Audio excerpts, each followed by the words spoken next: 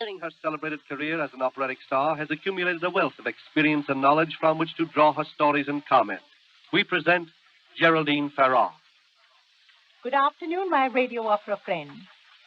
A recent visit in my little studio, Box 42, was a dear friend, the charming wife of John McCormack. As the two of us recalled many happy days of opera, I asked Mrs. McCormack if she remembered the tie of admiration and comradeship between her noted husband and that other great tenor, Caruso.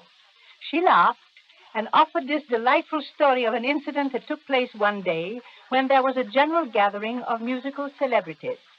McCormack, in Italian as fluent and musical as Caruso's own, inquired, "Well, Enrico, how is the world's greatest tenor today?" Whereupon Caruso, not to be outdone by Irish gallantry, replied, "And since when have you become a baritone, dear John?" Among the multitude of successful operas that are now a part of musical literature, many have been based on plots that were adopted by the composer only after the gravest misgivings, while in other cases the same story or legend has proved so irresistible that composer after composer has employed it as an inspiration for his gifts. Of the first type, I can think of no better example than our operatic masterpiece of today, Aida, which Verdi composed at the request of the Egyptian government. So little did the grand old man of Italian opera relish the task that he attempted to evade the commission altogether by asking what he considered an exorbitant fee, and it was greatly to his dismay that his offer was accepted. Quite at the opposite pole is the legendary story of Faust, the philosopher who sold his soul to the devil in return for his lost youth. This romantic work, in the verse of the great German poet Goethe, has served several eminent composers for their beautiful lyric expression and became destined to have a far-reaching influence on the minds of men, not only of his century, but of those to come. Out of its tragic beauty, Schubert has given us a song picture about the heroine, that lovely Marguerite, as she sits before her spinning wheel. Here is a portion of that ballad known to all concert-goers, Margareta am Spinnrad, or Marguerite at her spinning wheel. Meine Ruhe ist hin, meine Herz ist schwer, ich finde sie nimmer und nimmer mehr. Wo ich ihn nicht hab, ist mir das Grab, die ganze Welt ist mir vergällt.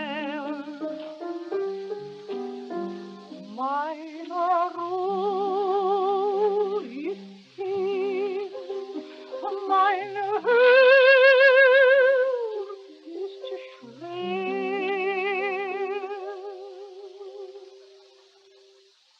The great French composer Gounod won universal success with his stage setting for the immortal lovers, Marguerite and Faust, in his opera, the interest being combined to feature equally both lovers. His Marguerite sits before her wheel with thoughts fresh in her mind of Faust, whom she has just encountered on her way home from church. Her reverie takes a romantic turn as she wonders when she shall see him again.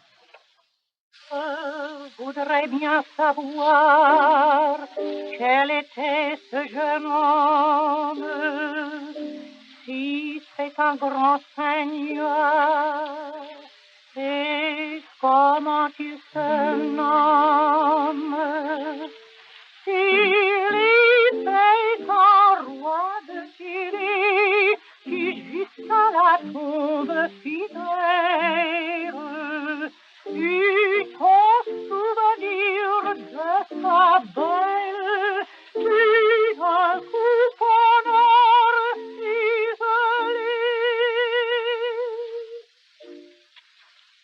Another eminent Frenchman, Berlioz, called his work, based on Goethe's poem, The Damnation of Faust.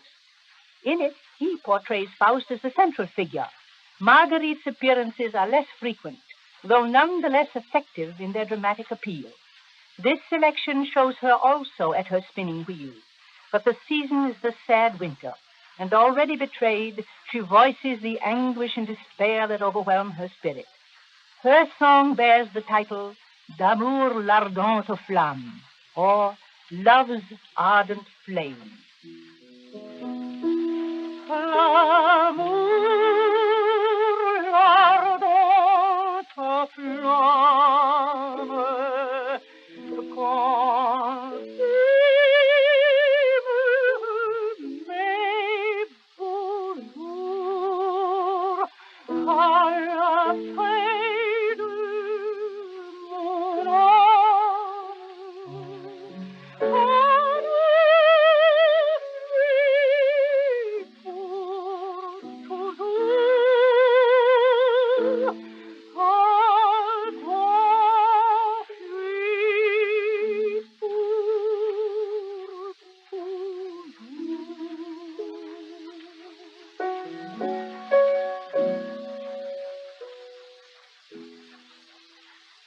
Boito, the Italian genius who is known both as a librettist and a composer, has stressed in his stirring opera Mephistopheles the powerful role of the satanic Mephisto as the central figure, which is like the somber brilliance of a Lucifer.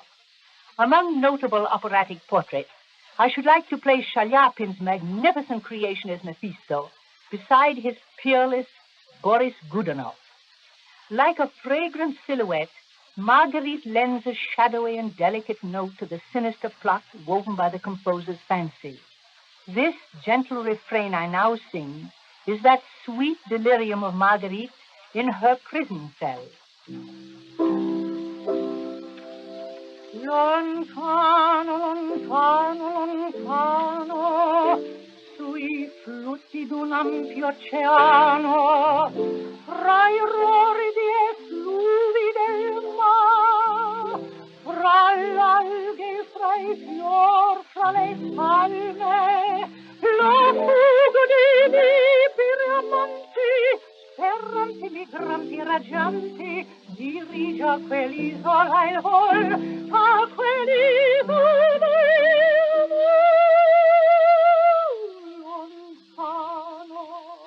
Lontano, lontano, lontano, lontano, lontano.